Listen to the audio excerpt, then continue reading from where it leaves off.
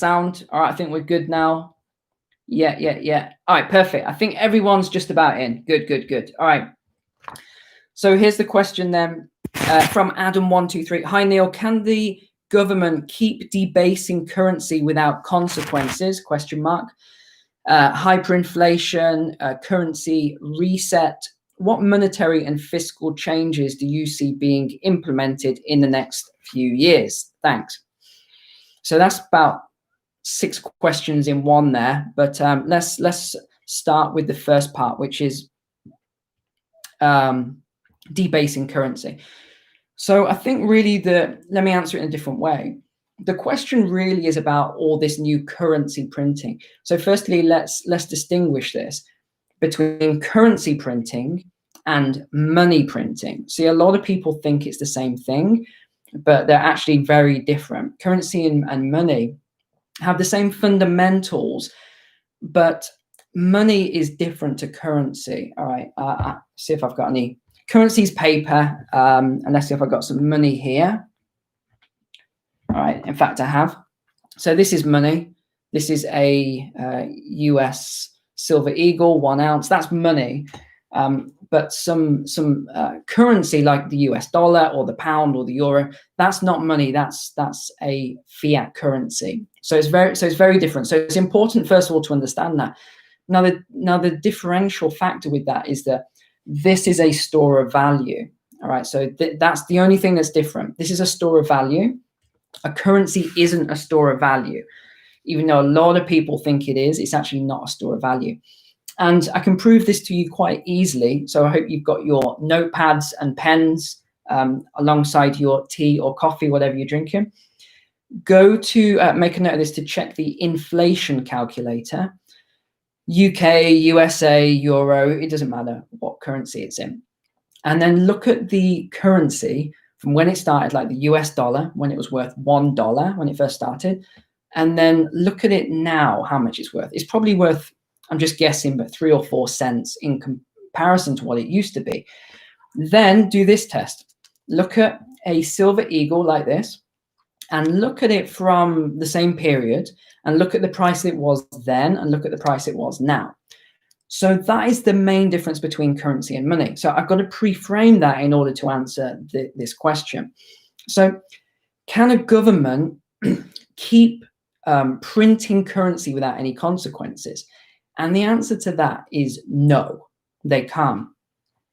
So a lot of economists even get this wrong. And I mean, gurus, I'm talking about gurus, get this wrong. And they say that actually quantitative easing doesn't cause any issues. It doesn't, you know, there's no inflation from it. It doesn't cause any problems. A limited amount of quantitative easing doesn't cause any problems, and it's fine. That actually isn't true, because the inflation has to go somewhere. And it does go somewhere. All that happens is that the inflation is exported. And again, we can prove this. And I think it was Northern Africa. I can't remember the country, but someone drop it into the live feed if you remember. There was one country during the 2008 crisis in Northern Africa, and food prices went up 50, 60, 70%. And what happened was there was riots on the street. Like, they tried to overthrow the government. And that's because of, in my opinion, and other people, you know, economists have been arguing this for years, but in my opinion, that's what happened to the quantitative easing. The inflation just got passed on to poorer nations. And we can probably talk about that, because someone else asked about poorer nations and the impact that a lot of the things that are going on right now are having on them. And the answer, in a nutshell, is it's having some major consequences on emerging nations and poorer nations. So can we keep printing currency? The answer is no. And the people that lose the most are savers. So this is people who save money into a bank account, into a savings account. These people are the ones that lose money. And it might be, say, your parents or grandparents, or if you're that age, you maybe have a savings account as well. So when there's all this currency being printed, and again, most of it's not even printing, it's just typing digits on a computer screen. When all that's happening, the currency that's in existence already becomes less in some regards. It depends on the amount of new currency that's created. So why then, if we look at gold and we look at silver, has it been going up? Is that just a coincidence that every time there's a recession, gold and silver goes up? No, only an idiot would say that's a coincidence. Obviously, it's not a coincidence. It's like, every morning the sun rises. Is that a coincidence? No, it's not. It's part of nature. It's a cycle. So it's the same thing with money and the financial world. We have cycles, and the cycles just keep repeating, right? So hyperinflation, which is the next part of the question, I can't see hyperinflation at the moment. I don't think that's on the cards personally. We could look at Zimbabwe as an example, a recent case, or Venezuela. In fact, not Zimbabwe. Venezuela was a more recent case. You can look at what happened there, and you can actually see the history of that. Zimbabwe as well, where they had like $50 trillion notes, right? That was a case of hyperinflation. Very different countries. The benefit that the US dollar has is it's the world reserve currency. So there will be a reset at some point. I'm not being a conspiracy theorist here. I got accused of that last time. Oh, Neil's a conspiracy theorist. I'm not a conspiracy theorist. I just look at the facts and the history, and I give my projection based on that. So will there be a reset? 100% there will be a new currency created in the near future. Now, am I saying it's going to happen next week? No. I don't know when it will happen. But all the indicators say that it will come about, and sooner rather than later. And you only have to look at what the governor of the Bank of England let slip recently, which I don't think he meant to say, was that they are in early stage trials right now of a digital currency to replace the British pound, right? But he didn't say the word replace, but he just said, around that word. I'm putting words into his mouth there, right? Why? And again, we'll come on to cryptocurrency. Honestly, guys, you have blasted me this week. I don't think I've ever been blasted so much about my comments from a couple of weeks ago on cryptocurrencies. So I'm going to talk about that as well a little bit, because I think people are still misunderstanding what I'm saying around cryptocurrency. So we'll come on to that if you guys have got some questions on crypto. But yeah, I do think there will be a reset, but I don't think it's the reset that many of you are thinking about. The reset will not be a crash where people are on the streets or living in tents. I was driving through LA not long ago, and there was just tent cities everywhere. And I thought, how is LA, one of the richest cities, become like that? And I saw someone commentating saying the whole world's going to become like LA. Tent cities. No, it's not. If you look at the gold reserves, and this is where the problem has come in with our monetary system. If you look at the gold reserves now, a lot of the gold reserves are still held by the USA. That's what they tell us. We don't actually know, because no one can get in to do an inventory to actually see if that gold or all of that gold reserve is there. So we don't actually know, but they say it's there. Okay. So based on that, and let's just assume that that's the truth, what will happen when this fiat currency finally crashes, because it will crash eventually, and then they'll have to create a new one, under a Bretton Woods type system again. What will happen is they'll have to use something to back that currency. They'll have to. They can't just create a new currency, because the public will see this new currency, and let's just say they call it the American credit, okay, and this is going to be the new world reserve currency. Well, people are going to look at this and say, what's this backed by? Because they'll get smart then. They'll be educated. Oh, I've just lost all this money. So what is this American credit? Oh, well, it's like the dollar, but it's just different. Well, the dollar's just crashed, so I don't want to use credits. So they'll have to use something, and it will probably be gold, because that's what has been used going back generation after generation, civilization after civilization. So will this be people on the street, homeless and starving? No, I don't think it will. I think it will probably be a silent stealth thing, a bit like, we don't really have this in UK politics, but American politics, You know what I'm talking about here, where there's major trials, criminal trials, and then there'll be a distraction at the same time. There'll be some sort of big distraction as there's a giant criminal trial. I'm not going to even go into that because people start going mad at me again. This is probably what's going to happen. It will be stealth. There'll be a new currency created, and you'll wake up one morning and it will all have been done in a secret meeting somewhere in the middle of nowhere, high up in the mountains, or something like Bretton Woods was done. And again, people before the Bretton Woods system, they said, "Oh no, there'll never be anything. They'll never. This is fine. This is fine." And everyone wakes up the next morning. Oh, we're on this new thing now. You got some more questions? All right, thanks. Okay. All right, so I think that answers Adam's question there. Okay. Okay, Marat, what would be the consequences of, another question around currency reset. Okay, I think I've covered most of this, but answering your question, Marat, do you think gold and silver will be revalued? Okay. Do you think there might be an option to pay credit back using gains from precious metals?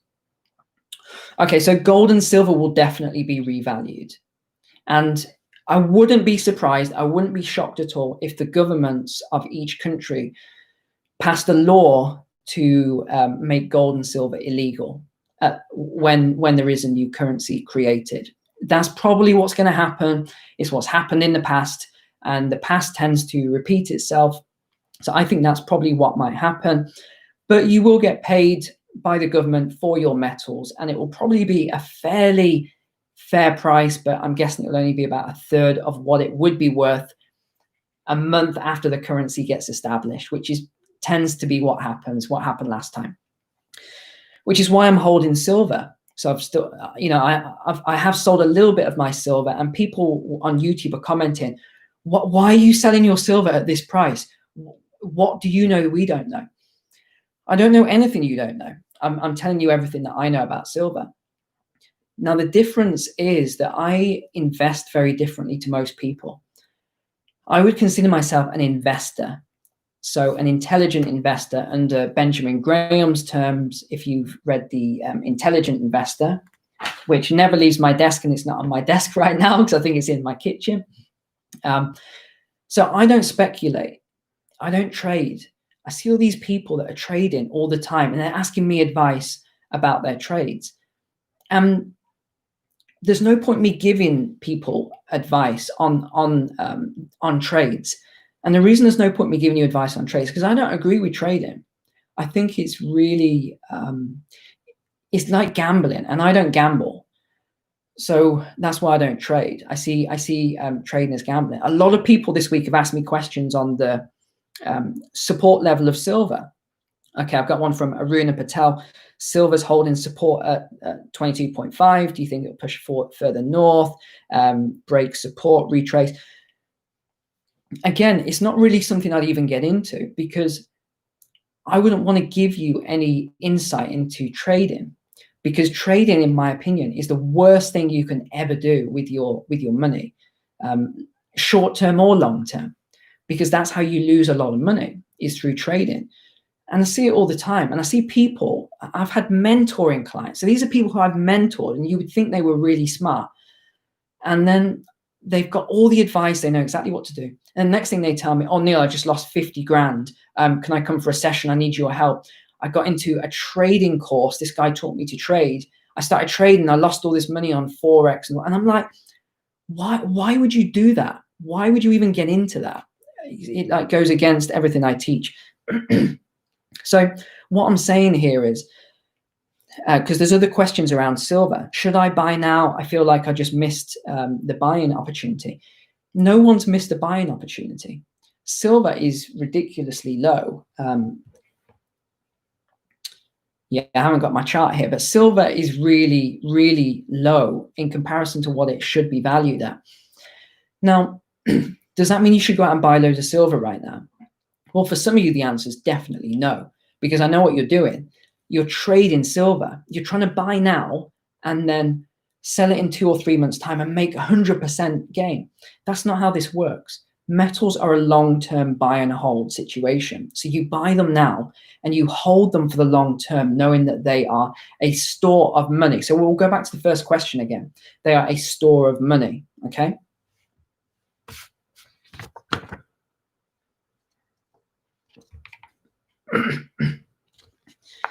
Yeah, a lot of these questions, the same thing.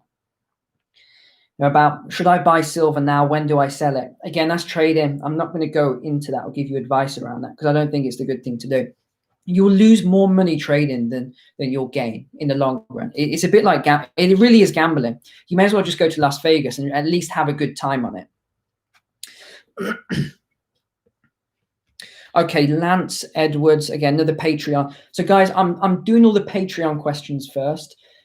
If you don't know about Patreon, this is not, because I think there's a misunderstanding. This is not like a charity thing. You're not giving me $4 or $8 a month or whatever on Patreon to support me or whatever. This is a service. It's an investment service. If you want to learn about investment and investing professionally and see what I'm doing, it's $4. It starts at $8 if you want to see all my investments, everything I'm buying, everything I'm selling, my businesses and things like that. It's all on there. It's all on Patreon. I'm an open book. I'm not like some people who, you know, it's all smoke and mirrors in the Lamborghini and the mansion and stuff like that. And you don't know what they're doing, probably leasing it. Okay, there's none of that with me. I just show you everything. You can see it all. So Lance then from Patreon, great calls on the economy. I've since been acquiring silver. Okay, so this is about capital accumulation and preservation. How to avoid, not evade taxes and keep most of the investment. All right, so this has been asked a few times actually by people. The main thing I would say in terms of capital preservation is don't get yourself a financial advisor. I know that sounds crazy advice, but I would say don't get yourself a financial advisor.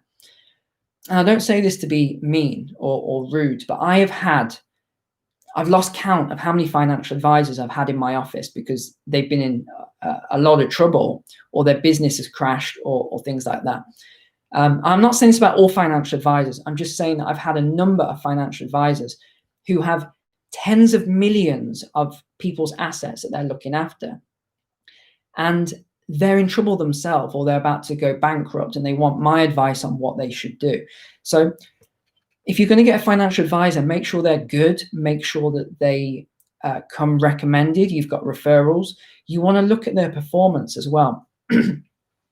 But before you even get yourself a financial advisor, what you want to do is you actually want to get yourself a brilliant accountant. That's the most important thing. So my accountant that I've got is phenomenal. I went through loads of accountants and then I met this accountant and it was the most ridiculous meeting ever. It was this big oak table, 20 chairs, and then his chair. So I sat in his chair by accident, didn't know, head of the table. And he basically came in and kicked me out of his chair. Wasn't the best start. And then he didn't even say hello, he was just like with his glasses up and then went straight into looking at my accounts and just destroyed me. This was going back a while now, but he destroyed me and my businesses and my investments and said, you need to restructure this. Why are you doing that? Why are you not doing that? So he really helped me out with my taxes because I was losing half my money in taxes. Easy. In fact, I'd probably say I was losing 60% of my money to taxes. And I'm really good at tax law.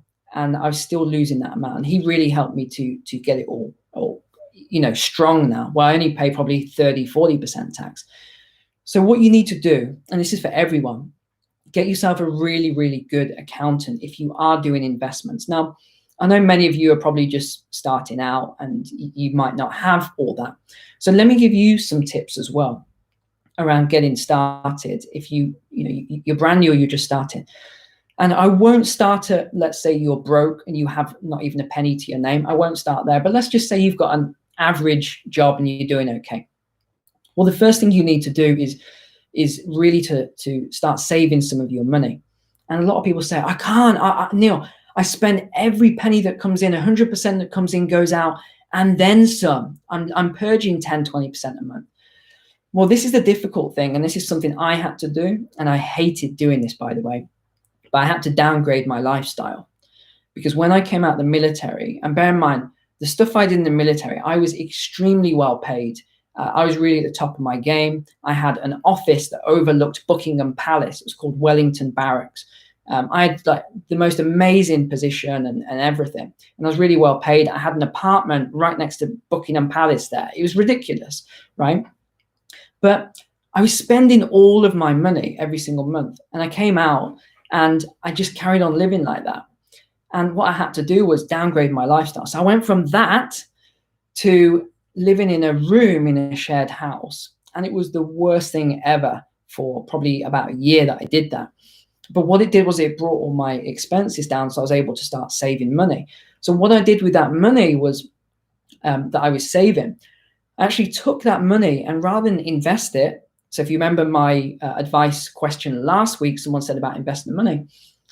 What I did instead was I invested that money into my own education. So I got myself a mentor. I bought loads of books and I just read through all those books. And let me say one other thing. If you haven't even got any money to buy books, go to the library, ask them to buy the books for you. All right, do it that way. But you've got to start somewhere and you've got to start saving money and then learning, like reading really good books so you can start saving. And look, something like an ounce here, right? An ounce, thanks, is you can buy one of these fairly cheap, like in the UK or Europe, maybe £25 or euros. In the US, you can pick these up $30. Just start now, just start stacking. Even if you were to buy one coin or something a week, you're going to do good from it. All right, guys, hopefully you've smashed the like button for me. I'm not going to go on about hitting the like button today, so if you can just do that, I'd appreciate it. Okay, next question.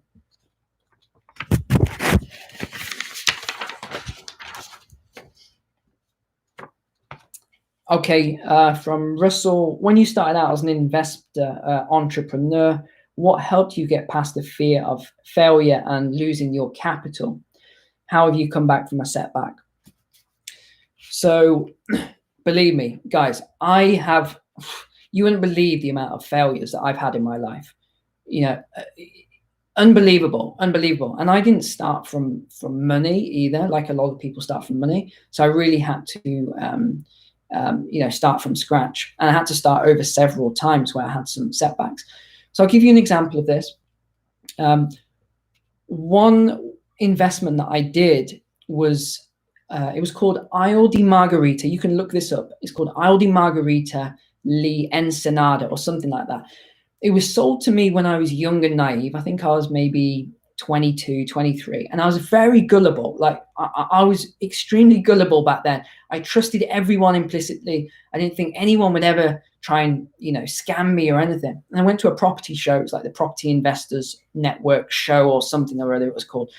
And I went to this show, met this really nice lady, very motherly and all that. She sold me on this island investment, told me how great it was. And then maybe 6 months later, as I've been paying all this money, I put in easily 100 grand, easy, maybe 150 grand. And where that money came from, big mistake I made, was I released equity from my investment portfolio of houses. Ridiculous. This was during, 2005, 6, when they were just growing. So I got scammed big time because this development never got built. Yeah. So that was a big setback for me. So then I went into another investment. Again, I got a financial advisor. They told me about this great development in Fort Lauderdale, Florida, and that turned out to be a massive scam as well. So I paid $80,000 for an apartment that was worth like $40,000 or something. So I've definitely had these setbacks, and it is hard at first, especially when people cheat you. It's really, really difficult. But honestly, you've just got to, cry it off, I suppose you could say, and tell loads of people, get it off your chest. Problem shared is a problem halved and all. You got to tell people, get it off your chest, shout and scream if you need to. leave negative reviews, tell them what scumbags they were and everything else. But then you just got to move on from it. So I don't even think about those investments really anymore. It still like annoys me a little bit to think about them, but you just got to move on from these things, to be honest. And also, I've had other sort of failings where I started my first business and it went so well until my website started getting hacked all the time. And in the end, I was like, forget this. This is pointless. Second business was I was the first person to import those little crystals. If you've ever been to a wedding, you see those little balls, and they're like jelly with water inside. They're centerpieces. So I was one of the first people to import them into the EU. And I made so much money from doing that as a business. And then eBay opened up to the Chinese market. And that was it. I was finished, because these things were coming in at like, nothing. There was nothing. It was just pennies that these things were being brought in by. Because I don't know if you know about this. This is what wiped out a lot of eBay businesses. The Chinese government was supplementing the postage, right? So they didn't have to pay postage. So they could sell something for 99 cents or 99p or whatever. And everyone who was in the country, like me, business people, we got wiped out by it. So that was another big one. And I lost money. I gained a lot of money, but then I bought all this stock and had a little warehouse and everything. I couldn't sell my stock. So that was another one. These things do happen. Okay.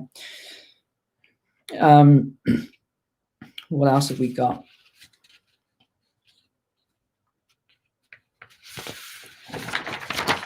All right, I'm going to start taking some of the questions, and then I'm going to come back to the Patreon questions after.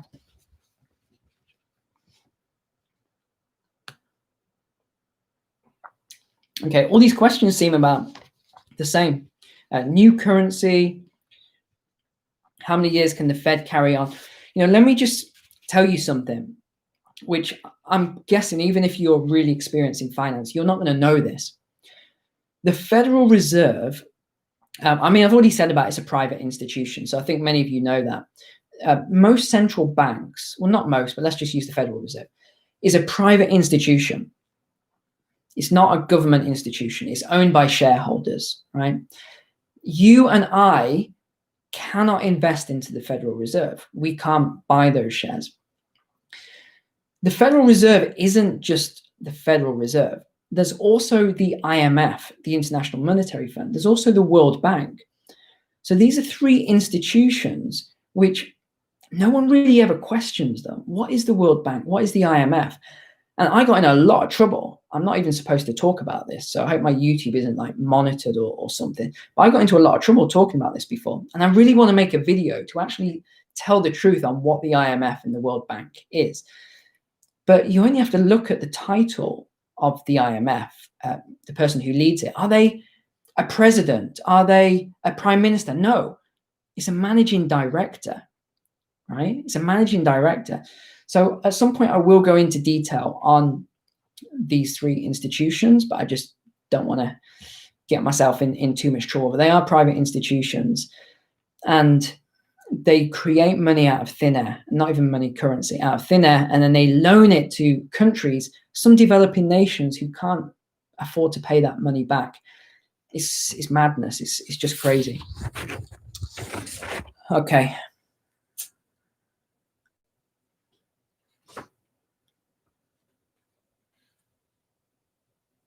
Okay, good. We've got a couple on the housing then.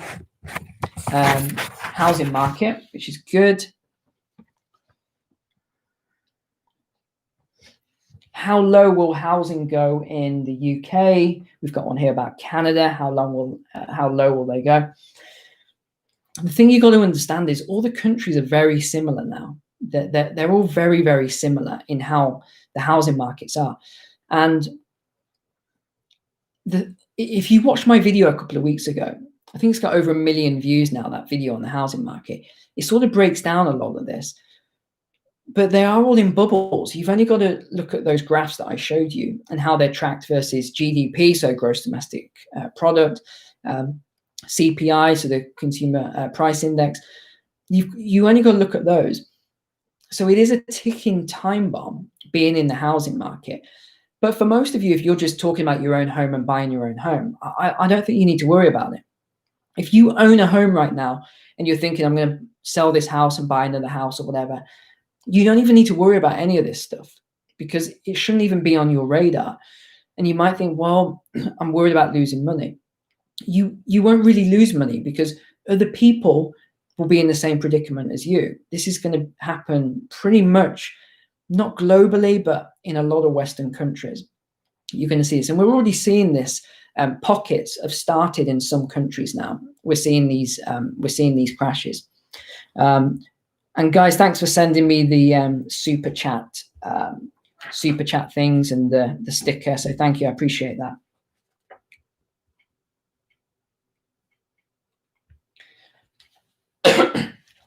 Okay. Crypto, people are asking me about crypto. So let me just answer that.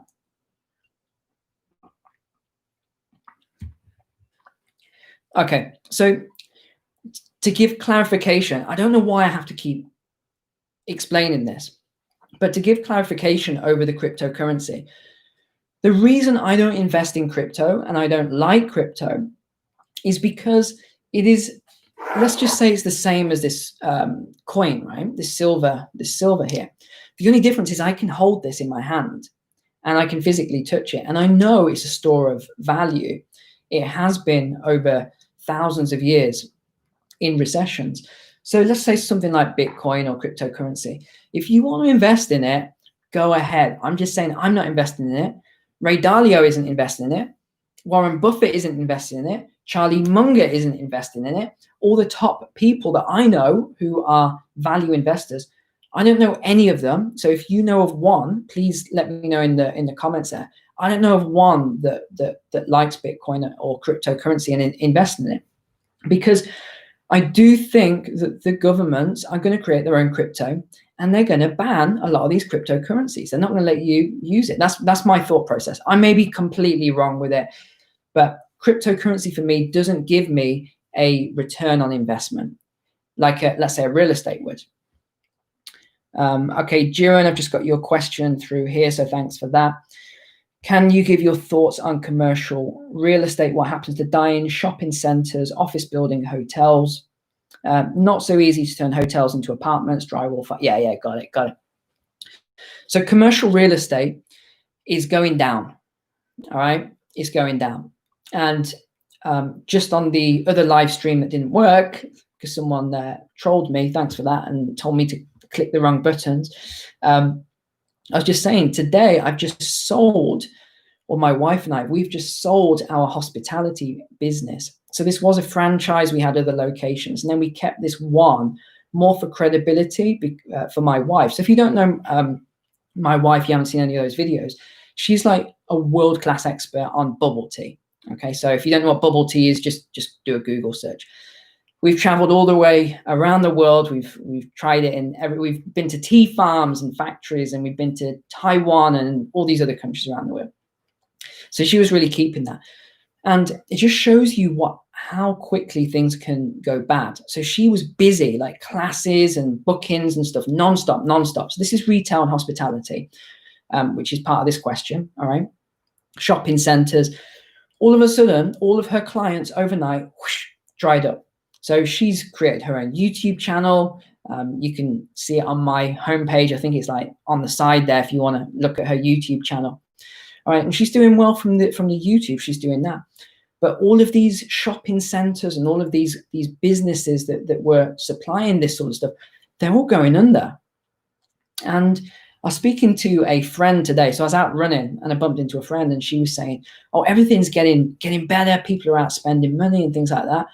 And, you know, what am I going to say? I'm not going to disagree with that. But from what I see, people are out spending money, yes, but this is only, it's just because we're in the summer here. We're in the summer in the UK, Europe, the USA, Canada. You know, we're in the summer right now. As soon as we start going into autumn and winter, things are going to go really bad. And also, you've got to bear in mind, this is all stimulus money. And it's called something different depending on where you are, but pretty much everyone is having stimulus money printed out of thin air.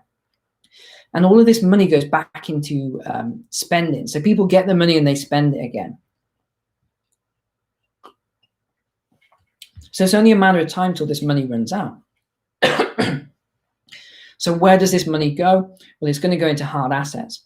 So real estate, housing, even stocks, let's say, and metals, the money's going to go back into this. So people haven't missed the silver run. I don't even think it's really started yet. But again, if you're trading, don't buy silver. Buy it because you're going to hold it for the long run. Don't buy it because you want to sell it in a month's time.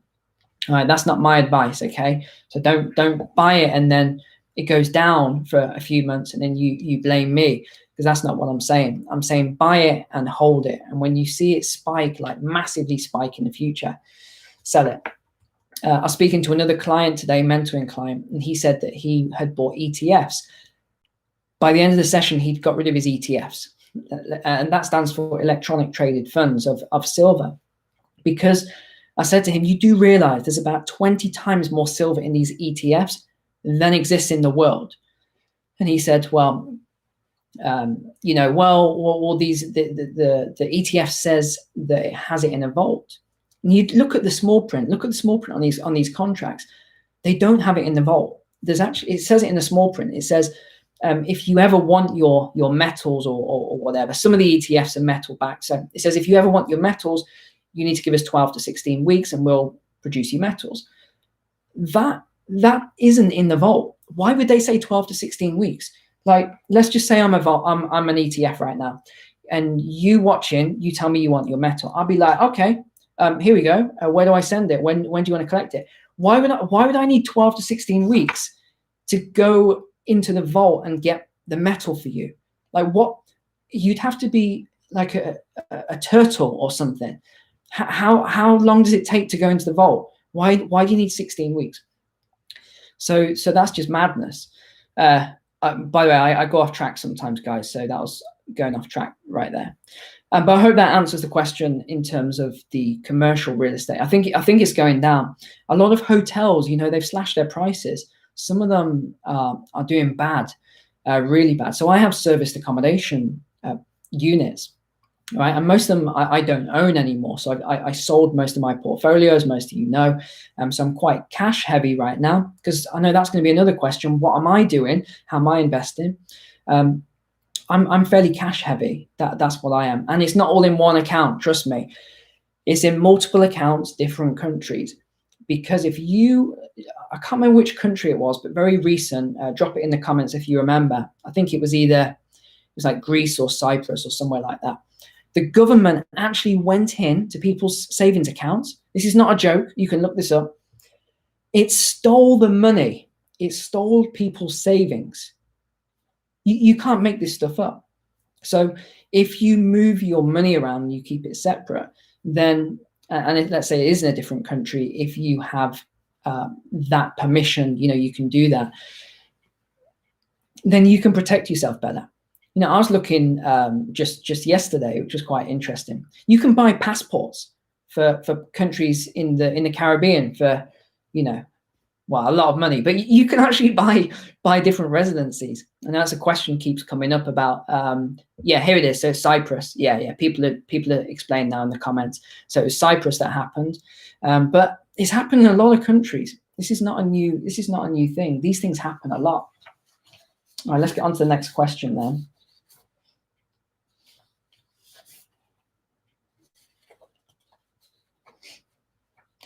Okay, let me just jump. I'm just seeing Jake saying crash in real estate is a pipe dream. It's not a pipe dream. If you look at what happens, you always get this currency creation, this quantitative easing, and it goes into assets. It just goes into housing, things like that. It creates this bubble. It creates a hyper bubble. So we've just got this hyper bubble, thanks, like non-stop, this hyper bubble of housing, of stocks. I'm surprised no one's asked me about the stock market today, actually. But it's like stocks as well. We're having this hyper bubble. You know, one thing I'd say, read, let me see what I've got here. You want to read a lot of books. You know, read books on what happened, like, you know, investment books. Study what happened in previous recessions and look at what happened to the stock market. prior to those recessions, and you'll see what happens. I'm not going to, I'm not a stock market guru, as I've said over and over again. I do well on my stocks, but at the same time, one of my stocks is down at the minute, Disney, right? So I can't claim to be a guru on all stocks. All my others are up, and Tesla, like I did well on that. I think I made 500% gain on it. So I've done well, but one of my stocks is down. That's Disney. And I talked about this last week. It's frustrating because people think Disney's doing bad just because the parks are closed. No, it's a great company and it will bounce back up again. Just a couple of books I've got on my desk that I recommend. So I've read these this week. So this is called Rise of the Robots, Martin Ford. And that will help you to understand what's actually happening with a lot of the jobs. So a lot of the jobs are being outsourced or they're going to automation. And look, I've got to hold my hands up to this, guys, as well. I automated some of the jobs. These weren't jobs that I made people unemployed, by the way. These were jobs in my hospitality business. I created self-service kiosks because people wanted it. So I created self-service kiosks. Again, that would have been a job. It went to technology. It went to a kiosk. This is what's happening. If you go to some factories, I've been to a lot of factories. I go to a lot of factories, and you see now you're like, where are the people? I cannot. Where are the people? There are no people. It's just robots. These big arms everywhere. You go into an Amazon warehouse. Where are the people? Oh, what's that? That's a little yellow robot almost bumped into me. They have robots that pick the items now. Like, it's going crazy. A lot of these jobs are going. Another book, recommend, Sapiens. This one's really good. I've just got the follow-up book that's just come in, so I'm going to read that as well. Sapiens, another fantastic book. Recommend that you read that. I could recommend books to you all day. Actually, if you go over to the Patreon community, if you're interested to join, we've got a really good community there. A lot of people, probably 5 or 6 people join every day now. We've just opened up the chat community, and on there it's got all of my recommended reading list books. So that's another one. All right. But I've come prepared today, so let me get this light on. All right, how's that? Yeah, that's good. I've got a bit of light now. Yeah. Okay. Okay, keep the questions coming. Keep the questions coming. Jiren, you're just spending all your money on the chat today, aren't you? Okay. Where else is our money safe? Okay. This is a difficult question, actually. But I can only tell you what I'm doing with my money. All right, that's all I can do. I can only share with you what I'm doing. So I'm in silver, and I'm very heavy in silver. I've got a little bit of gold. I own 1 Bitcoin, which we bought for $20 or something right at the start, and it's worth, I don't know, $10,000 or whatever Bitcoin is today. I don't follow Bitcoin, but at the same time, I know my Bitcoin could go to zero, or any crypto could go to zero any time. But at the same time, people say silver or gold could go to zero. This will never go to zero, by the way. This has a use. It has an industrial use. It has a jewelry use. It will never go to zero. But certain cryptos, especially some of the newer ones that are just getting started, they could always go to zero. You know, that it's just a possibility. Okay, I'm going to start reading through some of these questions then.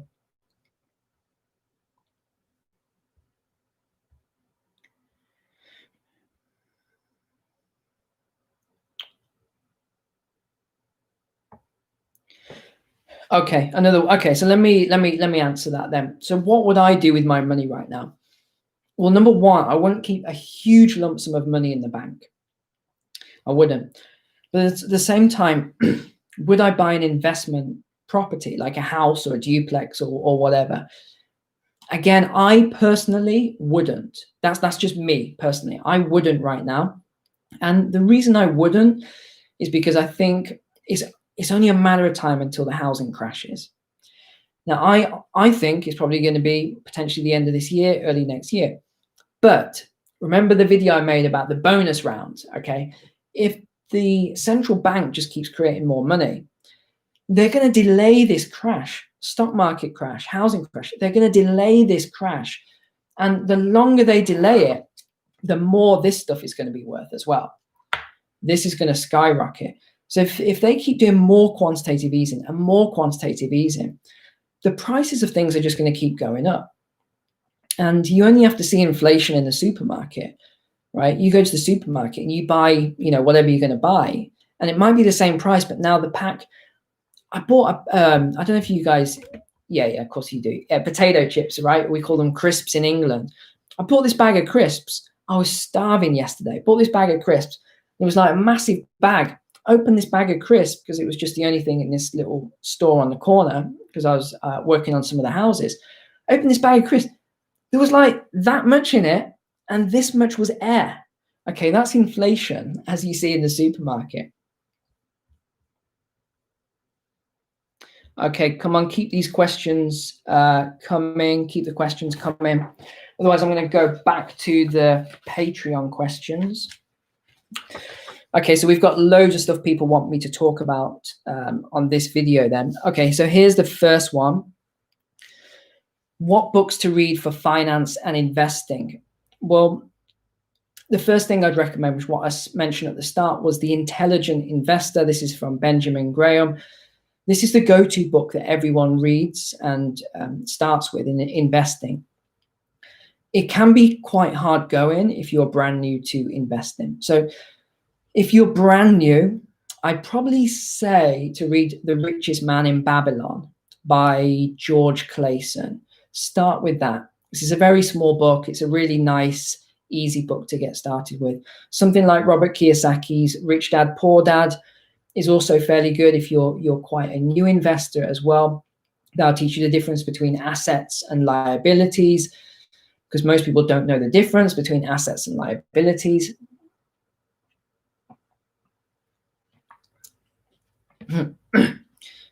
Okay, the next thing would be the Essays of Warren Buffett. So that'd be another good one to read. Watch any of the Berkshire Hathaway annual shareholder meetings, the AGMs. They're on YouTube. They're free, and they're so good just to watch Charlie Munger and Warren Buffett talking about investing. Also, another must-read book, and again, this is a hard read, so it's only if you're more of an advanced reader, I'd say, is Principles by Ray Dalio.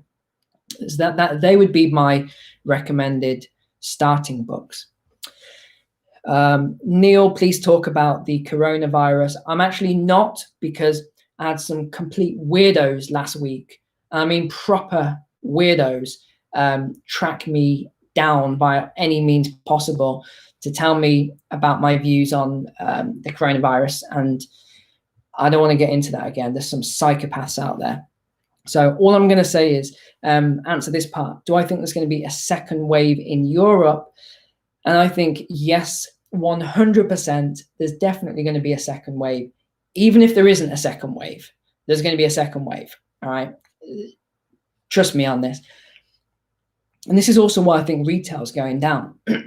So yesterday, again in the evening, I was driving home. I was starving. I'm always starving, by the way, guys. Fast metabolism. I do a lot of running. I popped into McDonald's. Okay. Love or hate McDonald's. I was starving. Popped into McDonald's. I go in and the woman's like, oh, excuse me, sir, have you got a mask? I said, oh, I don't think you need a mask in restaurants. And she said, yeah, you need it to order on the kiosk. The kiosk was 3 steps away. So I'm like, okay, I've got my mask. Let me put my mask on. I'm going to the kiosk. I order my food, like literally 3 steps. And then I say, okay, now, and she said, yeah, you can take your mask off now, sir, to take a seat. What was going on? Anyway, the next person comes in. She asked her to stand in the pod. This was like a quarantine pod.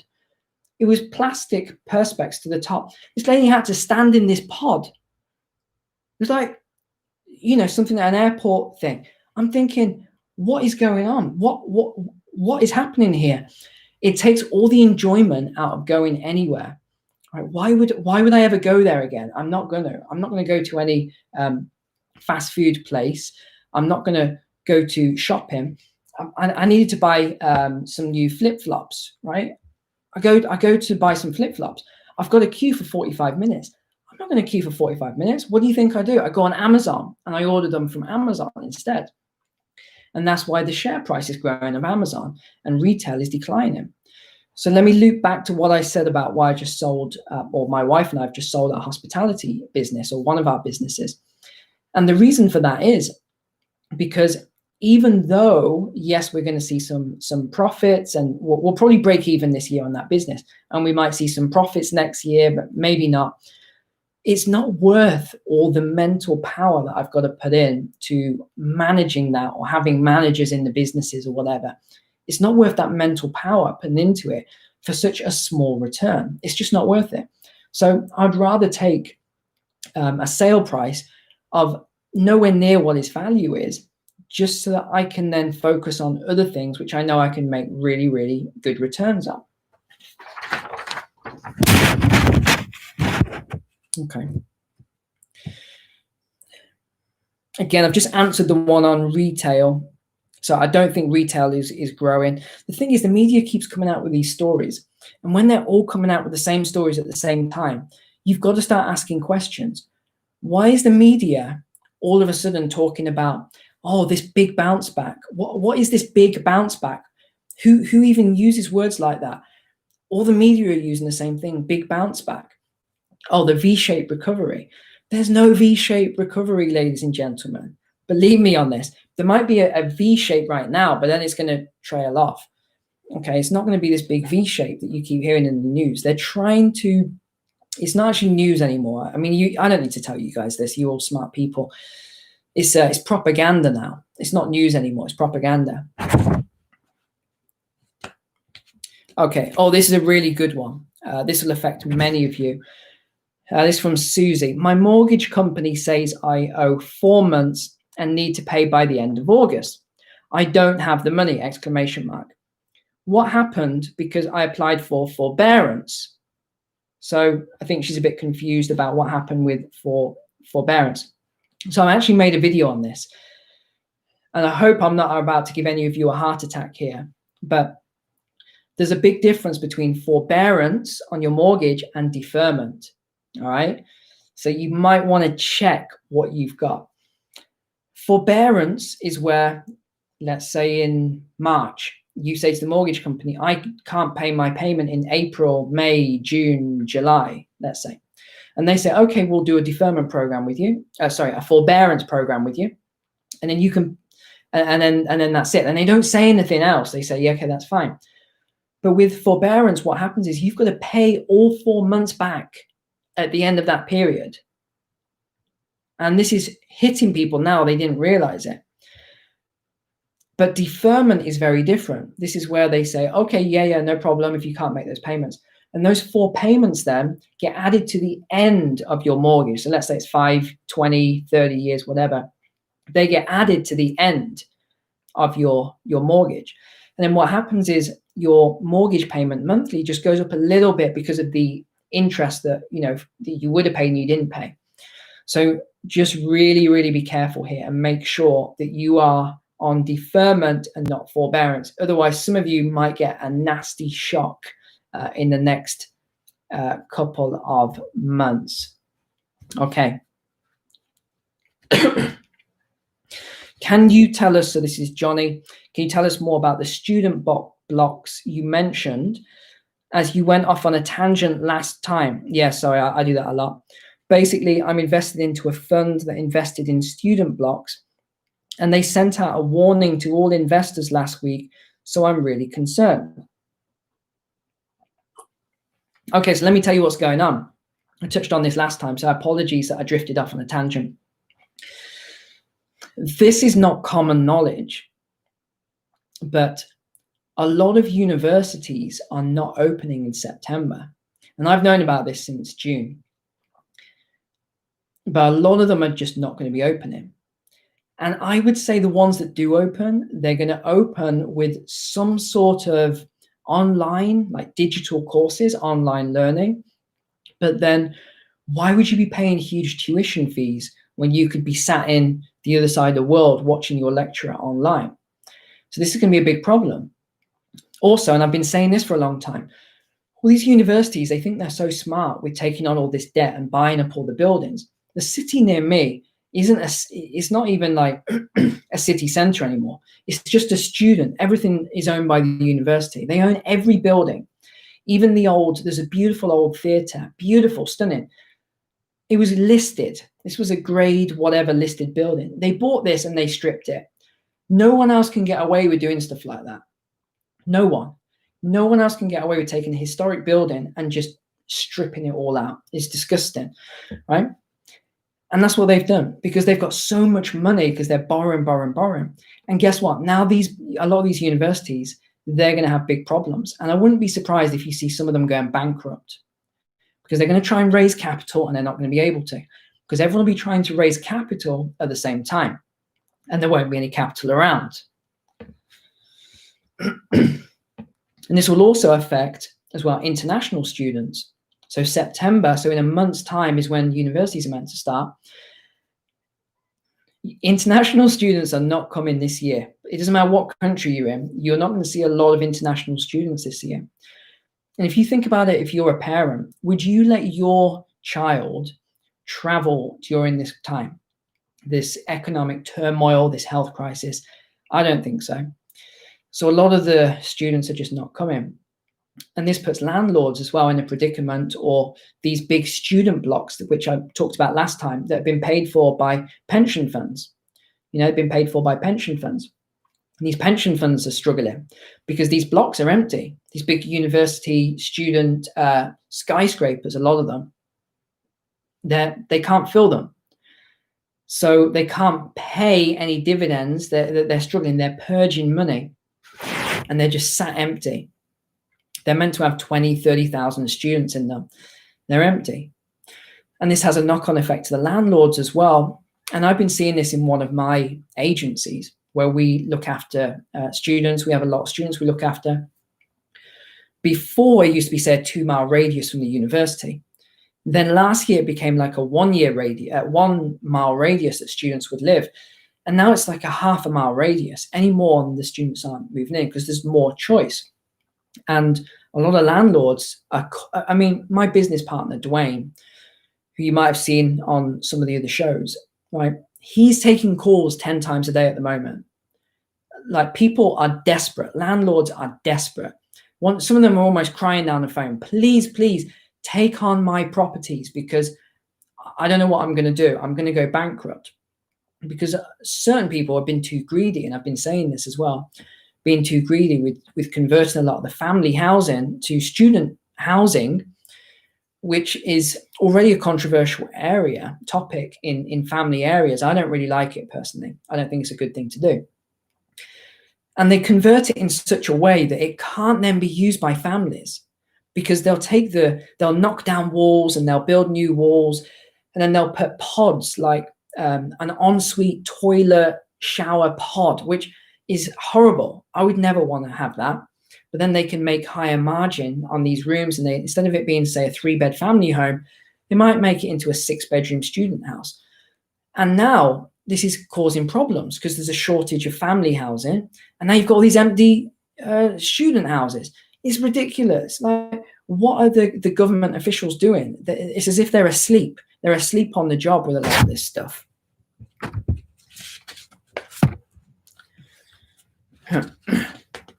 Yeah, okay. Thank you, guys. Have I missed the silver run? Should I buy now? I don't think anyone's missed the silver run. If you're in it for the long run, and again, it depends on your goals, but if you're trading, then it's up to you what you do. I'm not going to give advice. If you're buying to store your money long term, then you've not missed it. Buy yourself silver, get as much as you can, not as much as you can handle or get your hands on, because you've got to do it in a diversified portfolio. All right, so I've just got some silver here. I've got some Eagles, right? So you can buy these. This is, I think it's either 20 or 25. This is 20, actually. The Eagles come in 20, right? You can get a capsule like this, 20 Eagles. Start with something like that. Just start getting some. You're not going to lose money on it. If you think about how much I bought these for, I don't know, $12 or something. I could sell this now if I wanted to for $35 today. The price of the coins right now is still very low. So if you remember back earlier in the year when I, gave advice to you all, and I said, make sure that you buy silver now, because the price to buy it is in some regards lower than the cost to mine it. So what does that tell you? If this is cheaper to buy it as a refined coin, so this is a refined product, it's cheaper than the mining price of the metal, then there's obviously something going wrong there. And there was another question about mines, the silver mines. When will the mines reopen again? I think you're looking at the wrong place. And some people are asking about investing into silver mines. A lot of you are investing into silver mines when there's a key distinction here that a lot of silver is not produced from silver mines. Okay, it's produced, it's produced from other mines. Okay, silver's not just produced from silver mines. A lot of other mines produce silver. Okay, again, so my wife keeps bringing in the questions. It's all the same thing. Trading. When should I trade my silver? When should I buy and sell my silver? I think I've answered this over and over again, so I'm not even going to go into it. But this is a good one. Are silver eagles worth more? It's not that they're worth more. It's just that they are my preference because they're easy to sell. So it's very easy to sell silver eagles, maples, which is the Canadian, Britannias, which is the British coin, because they are easily distinguishable. You can take them anywhere, and people that invest in silver or buy silver will be interested in buying them. But if you take a silver round, which is basically a coin like this, but it isn't from a mint, isn't a government mint. Personally, you could bring me 1,000 rounds right now, and I wouldn't buy them. You could tell me you'll give them me for $20 an ounce. I still wouldn't buy them. And the reason for that is because I don't know how authentic they are. And I could do some tests and things like that, but still, I'm going to have the same problem then of selling them on.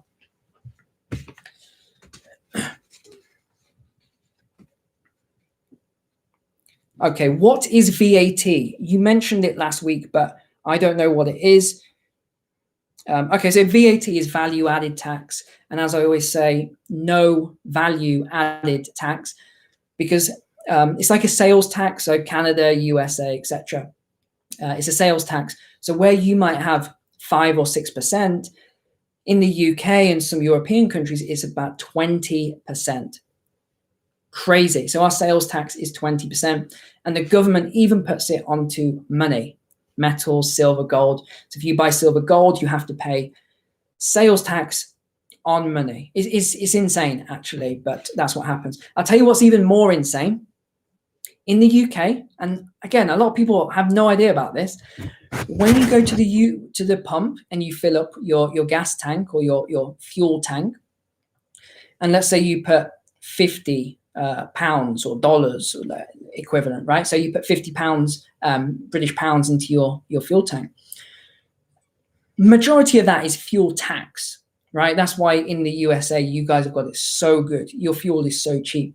Here is ridiculous. That's why you don't see big trucks everywhere and big vehicles, or tiny little cars, because the fuel's so expensive. Here's where it gets crazy. Do you know, even though it's like this much tax and this much for the fuel, they then the government puts VAT on top of that. What? They put VAT tax on top of the fuel tax. How crazy is that? How is that even legal? I'm just shocked at these things. That's what VAT is. Going off on a tangent. Comments are going crazy. Do I think there's going to be an even bigger divide between the rich and the poor very soon?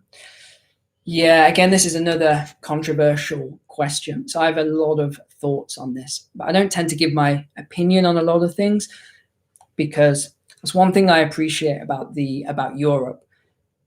People have opinions and they don't try to make their opinion your opinion. right? It's a very social, polite society, and I like that.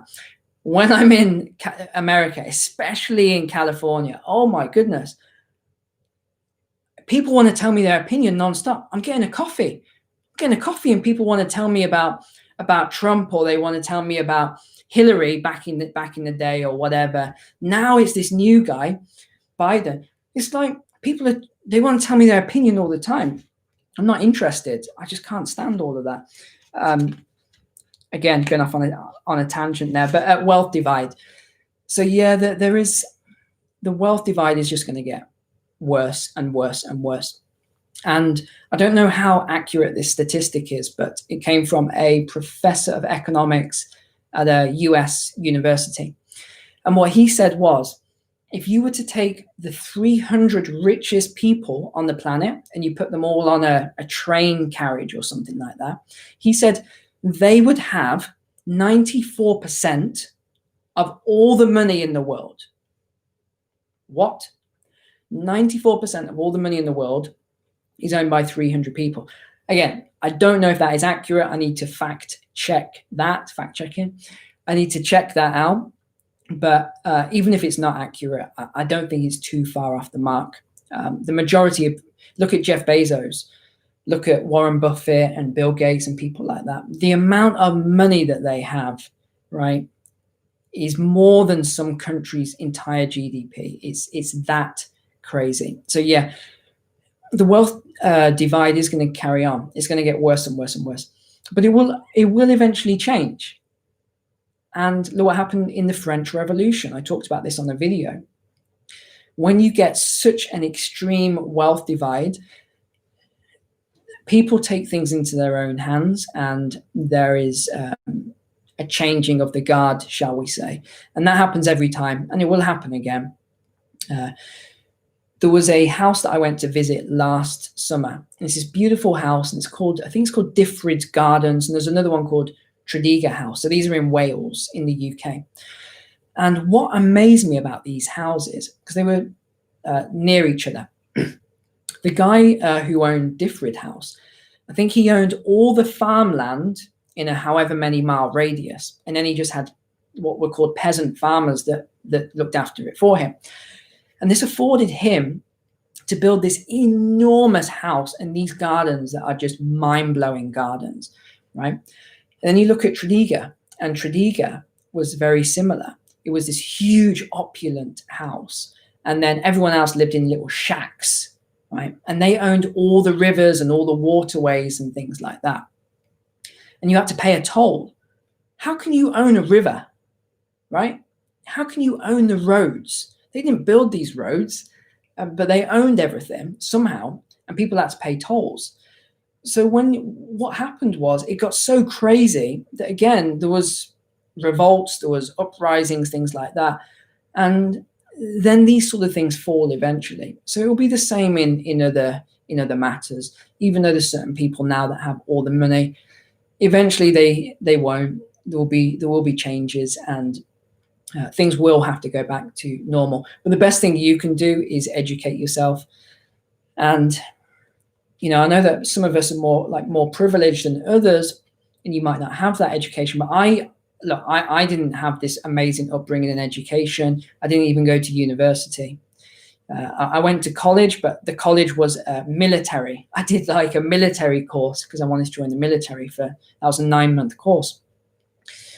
So what you can do is you can educate yourself by reading books. And even if you're not good at reading, just start with some simple books and build yourself up. And honestly, that's all I did. I just built myself up gradually over a long period of time. I think that's the best thing you can do, because the government isn't going to solve the wealth divide. They're not interested. It doesn't, I mean, it's good for votes, but it's not going to solve, they're not going to solve it.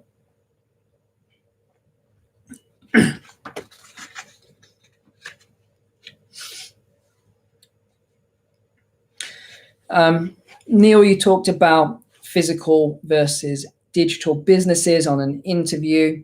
P.S. Why don't you ever do interviews? Yeah, I don't really do interviews because I don't like interviews. I think most media people are just snakes, and so I'm not interested in doing interviews for media and stuff like that. But okay, so you want me to talk about physical versus digital businesses. So with a physical business, you always have risk, and you're not fluid. Okay, so it's not flexible. You're very fixed and rigid. So if you have a physical location and things change, you can't adapt. You can't just uproot and move somewhere else. You can't adapt because you've got a physical location. And that's one of the biggest problems. So we were like my wife and I, we were a victim of our own success, big time, because we brought bubble tea, like really, we did it in an amazing way into the UK market, and we did a lot of fantastic stuff and set up some businesses. Everyone else saw these queues outside of our shop all the time, or our shops, and they were like, oh, well, we're going to start our own. So they started these businesses. Next thing, you've got 10 shops all around our shop. So any customer, they have to walk past these other shops to get to our shop. And that causes a problem. It causes profit loss and profit divergence. So you've got now the same amount of customers going to all these different businesses. So this is the problem with physical businesses. But then if we take a digital business, and I'll use the example of my training academy, which you've probably seen the banner in some of my other videos, is called the Property Cash Flow Academy. So we basically teach 3 distinct strategies, and none of it involves ownership of real estate or housing or property. It's all management. So it's working in partnership with landlords and people who have blocks. It's a little bit like management, but it's about 10 times more profitable. Let's just say it like that. So that's what we specialize in. So that academy is a digital business. It used to be physical. I used to do seminars, but what I realized was that it was a waste of my time, because people didn't appreciate me going and doing these seminars. They didn't appreciate it. So I turned all the courses into digital courses, and then that way people could then watch them at home. And I was one of the first people to do this. So what you noticed during the lockdown was that we were already set up. We had all of these these digital courses online that people could watch. Everyone else that had their seminars, they had to lay off all their staff. We didn't have to lay off any of our staff because it was a digital business. So, Kristen, can you grab me a hot tea, please? My voice is going now. Excuse me. So that's why I like digital businesses over physical businesses. And we could go, that's a whole nother video, a whole nother webinar, I think, really, on all the options there. But that's why I prefer that. Neil, why are mass protests with tens of thousands of people allowed with their yelling and hugging? Yeah. Oh gosh, here we go. Okay. Yet my church of 70 people isn't allowed to congregate because the rules are so strict that it makes it pointless meeting. No singing, no verbal worship, only silent prayers. We organized an outside church and it was broken up by the authorities. What's all that about? Look, I feel you. I really do. And it's not just churches, it's also mosques and synagogues and a lot of things. I honestly have an opinion on this, but I'm not going to go into it.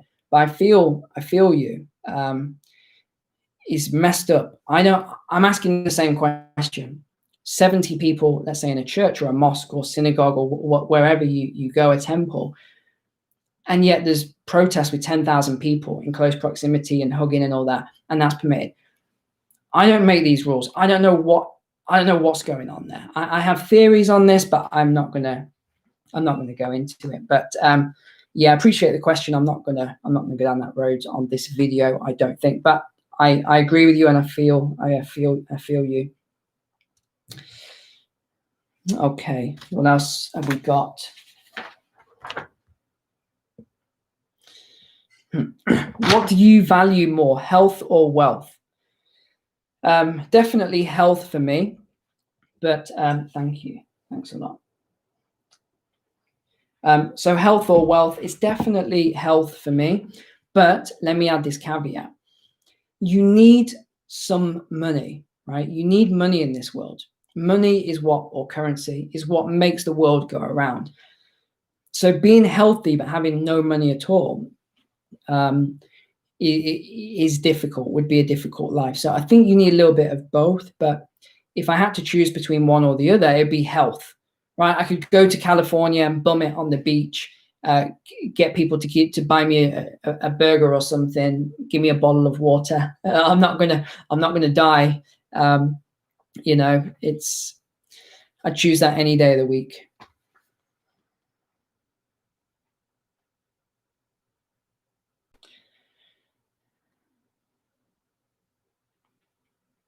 How high will silver go? So this is from Amy. It's quite hard to say how high it will go. There's a really good website you should go on, and it's called the Debt Clock. So it's like the US Debt Clock, and it will show you the true value of silver in comparison to the number of dollars out there. And it's crazy. It's like $5,000 an ounce of silver should cost, or something like that. I don't know the exact amount. But silver will definitely go up. If I saw $50 spot price of silver, I wouldn't be shocked. I wouldn't be surprised at all. If I saw $100 in the future, so a few years down the line, again, I wouldn't be shocked either. It wouldn't surprise me at all. Now, if we're talking $200-300 silver spot price, that would surprise me.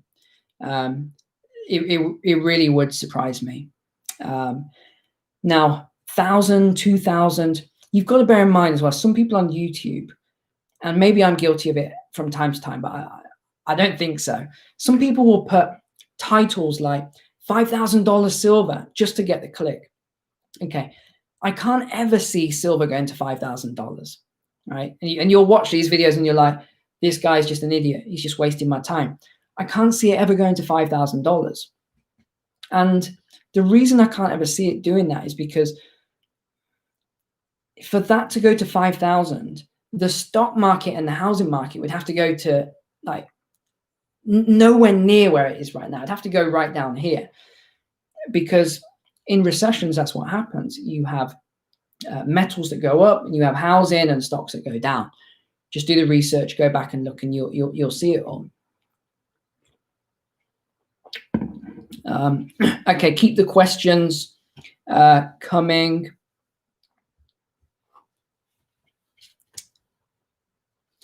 Third World War soon? I don't think so.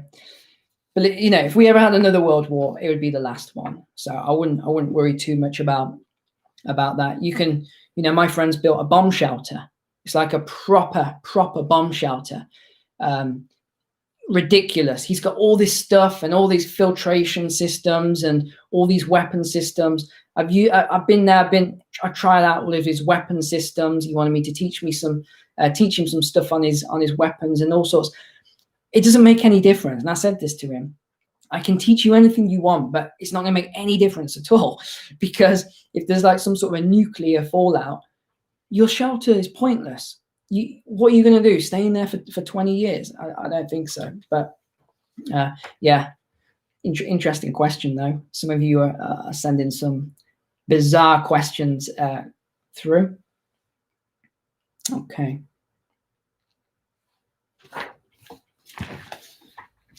Let's see what else we've got. From my experience, it seems like having a university degree is important in the USA, but elsewhere I don't think they are. Should I go to university this year or skip it? I think that's really one to speak with your parents about. But I say this all the time. I have parents that bring their children to me for mentoring, and I have done for a long time. I've even had parents bring a young, like 7-year-old girl for mentoring before. And it's always the same advice I say. I say to the parents, you want to guide your children, but you don't want to run their life for them. because at the end of the day, it's their life. If my parents tried to force me to go to university, I would have kicked and screamed, no way. I would have no way wanted to do that because it wasn't for me. I just wasn't that sort of person. So that wasn't right for me. But for some people, it's definitely right. Now, I've had people come for interviews at my companies before. And I had this guy, and I've never forgotten this one. This guy came and he told me he had a degree. I don't know where he got this degree from, in sales. I've never heard. I was like, sorry, have you ever never heard of a degree in sales before? And I said, you don't need a degree in sales. Just read my book. I wrote the book on sales, Sales Revolution. Just read that. You don't need to go to university and, you know, however many years to get a degree. Just read my book. Why would you go to university for a sales degree? Other people, they've come for marketing jobs, right? And this is how crazy it comes with marketing jobs. People have come for marketing jobs, and they've said, one job I actually posted, I had 700 applicants for one marketing job. 700. If I post that same job today, I don't even know how many applicants I'd get in this market. And some people, they have all these, you know, they have degrees and qualifications in marketing, but then we give them small challenges. And you'll find this, by the way, with a lot of employers. We'll give them small challenges and they won't know how to solve a common sense, logical challenge. And they say, well, I wasn't taught this at university. So what we do, we hire people based on their EQ, not their IQ. So if they can solve challenges and complex tasks, they're the sort of people we want. We want that creativity. I'm not interested in someone that's got a degree with a fantastic this or that. But I do know it's more important in America and Canada, but I don't think it's as important in Europe. But I may be wrong. But I'm a very different sort of businessman. You know, I don't go by what a lot of people do. I don't use recruiters. I do my own recruiting and do my own interviewing as well, because I want to meet people and get the best people on the team.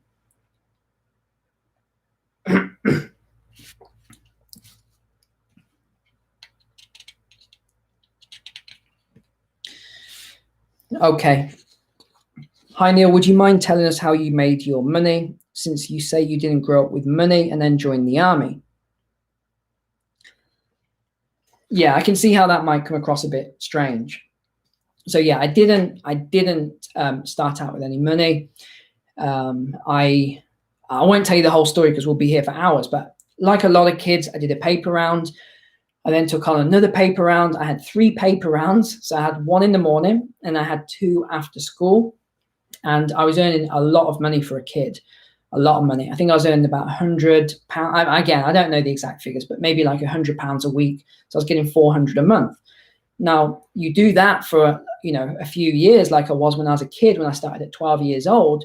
By the time I was 16, I had a little bit of money saved away. And then I got bonuses as well. And, you know, Christmas time, the customers would give me some money. So that's what I did.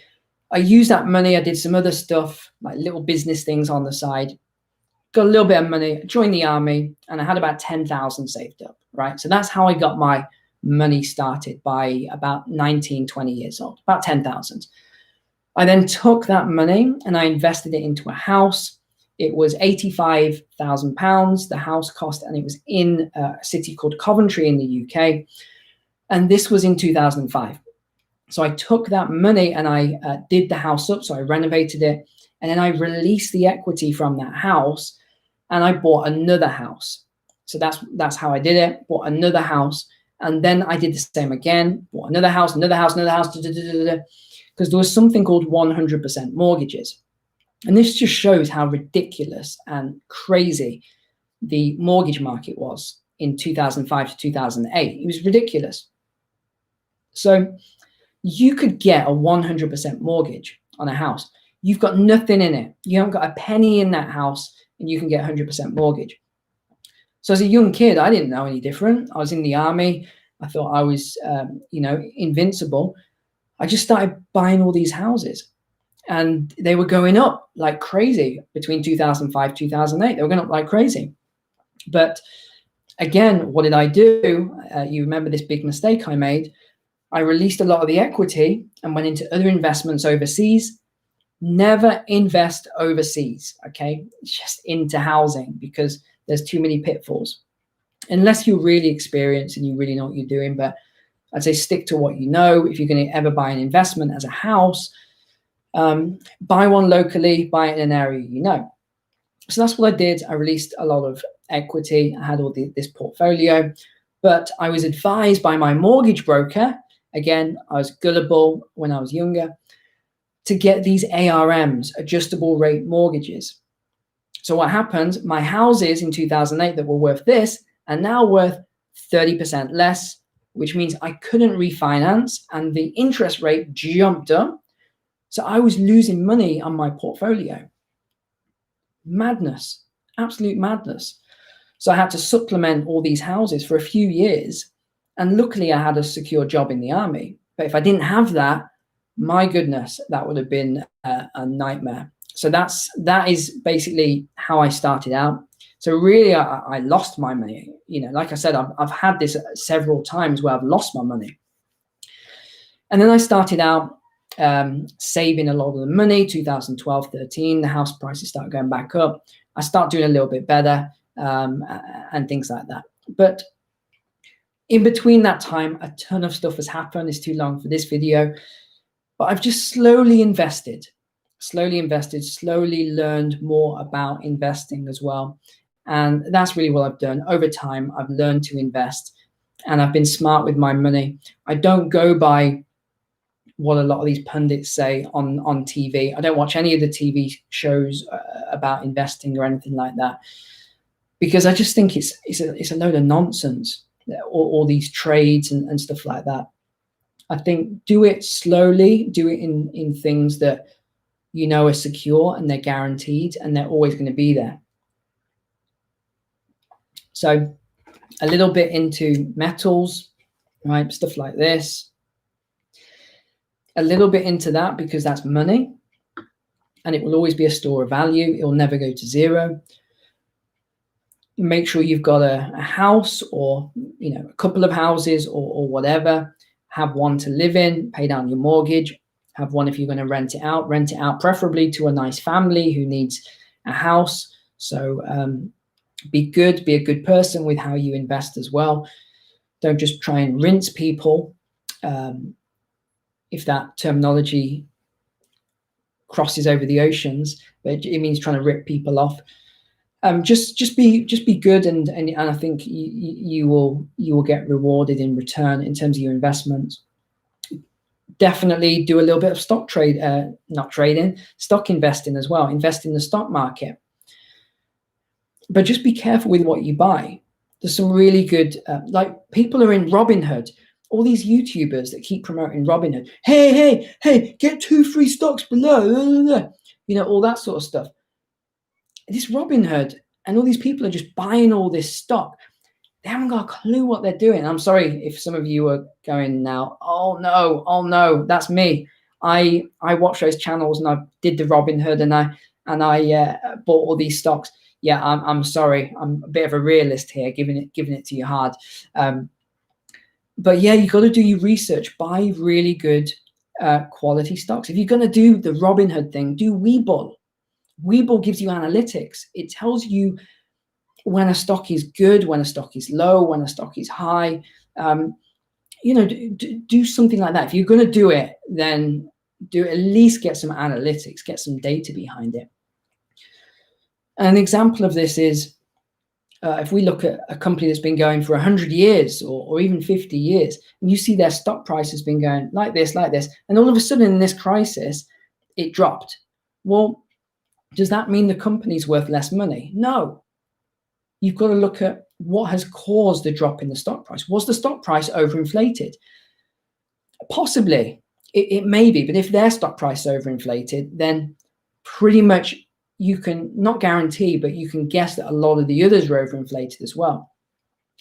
So really the question you've got to ask when you're seeing the stock price going down is, what's changed? Has the company lost value? Like airlines, the answer is yes. They've lost value. They've lost customers, which is the value. But has again, I'm just going to pull a random stock here. It has KO, so Coca-Cola. Has that lost their customers? Has it lost their? No. So let's say their stock went down. It went down like massively. Does that mean anything? No, it doesn't. If nothing's changed the business, it just means that you could buy that stock at a lower price than what it was before. Okay, so you just got to, again, I'm not a stock guru, even though people are like, oh, tell us more about stocks. Keep going, keep going. I'm not a stock market guru, so I'm going to probably stop there. And thank you, appreciate that, guys. I think, yeah, good. I'm going to do a couple more questions. So if you've got a question, get it on here right now, because I'm going to be wrapping up any minute, because I have had the week that you would not want to have, 14, 16-hour days this week, sorting out stuff across the portfolio of companies I've got. So I'm pretty tired. My voice is gone as well. So let's get this wrapped up.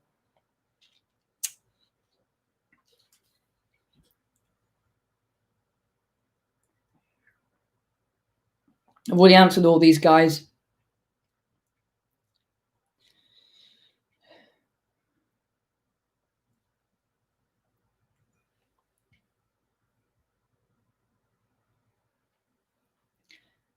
Okay.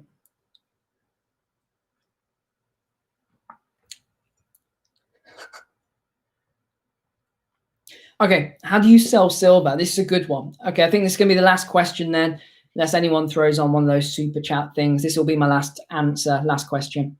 So how do you sell silver then? Well, there's several ways that you can sell silver. The easiest way, and probably the best way in my opinion, is what I do, which is private sales. So you might be thinking, but I don't know people who would buy silver.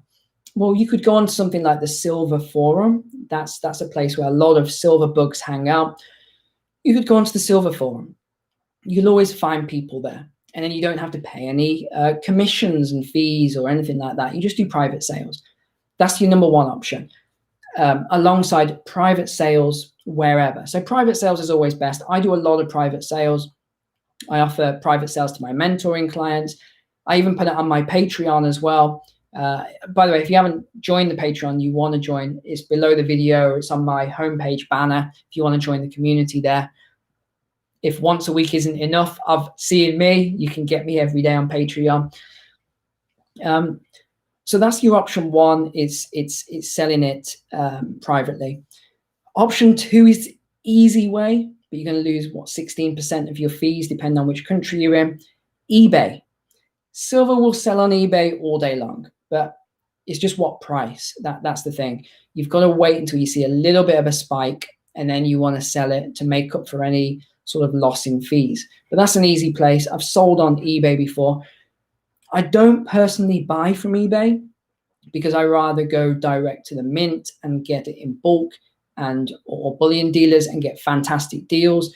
So you'll see I buy monster boxes in bulk. I get ridiculously cheap deals on that, and then I can sell that at a much higher price if I want to. I mean, I could literally trade right now if I wanted to. I could buy in bulk monster boxes. I could put the metals onto eBay and sell it at a profit if I wanted to. Right? I think that's it now. That'll be the last question. Yeah, so that's really your secondary option. Third is bullion dealers. They will buy it back from you, but you're going to lose a lot of money. They're going to pay you nowhere near what it's worth. And then other people say, take it to a pawn shop and take it to this and to a jewelry shop. I would never do that, but if you want to do that, that's up to you. They will give you pennies on the dollar for your metals at those sort of places. But if you buy from bullion dealers, they're probably going to buy it back from you, and they'll give you a fairly good price. Depends on the relationship that you've got. So that's it. I think. Have you got nothing in crypto? Yeah, I've answered this quite a few times. So I own one Bitcoin. It's worth probably 10,000, I think. But I didn't like go out to buy that. I think it was $20 when I got it, and I don't even know how I got that. I might have bought it. I might have been giving it as trade or barter, because there was a lot of these apps back then. And I didn't even know what this Bitcoin was, but I thought, yeah, I'll take it, $20, why not? But I know I didn't pay more than $50 for my one Bitcoin, but I've just got it for the sake of it. It's so funny how we keep going back to cryptocurrencies over and over again. But people have tried non-stop to try and convert me to crypto. I personally don't think I'll ever be a convert. It's probably not something I'm ever going to hold as an investment in my portfolio, because if I'm going to hold a non-producing asset, and what I mean by that is it doesn't give me a income every month. So a house is a producing asset, stocks, producing asset, it goes up in value, pays dividends. I'm going to hold as a non-producing asset silver and gold, because I know I can physically hold it. I've got it in my hand, and I'm never going to lose that money. It can't ever go to zero. And there's a lot of extreme things as well. I mean, this is really out there type stuff, but there's this one guy who wrote this massive PhD paper, and it was brilliant to read, about solar flares. And he said, you know, back in 19 whatever, there was a solar flare. It destroyed all the electricity in the US and all this. I can't remember what it said, but that, when I read that, I was like, I wonder what happened to Bitcoin wallet. So if you've got a crypto wallet and it got fried, I don't even know what would happen to that. Hopefully there'd be backups, but there's just all these like weird things that I just feel a little bit uncomfortable with cryptocurrency. Maybe I'll be a convert in a couple of years' time when it's 10 times what it is now. But so far, I just haven't seen anything that attracts me to a cryptocurrency. And I think all the Ponzi schemes last year and the year before put me off as well. So I like my physical, I like my metal, I like my silver and gold, and I don't think I'm going to move away from that. All right, guys, I think that is it for today. This was a longer one, and I thought I was going to do a shorter one actually, but I'm glad I got this hot tea to keep me going. That's it for this session. I hope you enjoyed it. I hope you've clicked the like button. Most of you haven't. Come on, get that like button clicked. But I appreciate you being online, and let's get another one of these going in a couple of weeks, I think. All right, take care.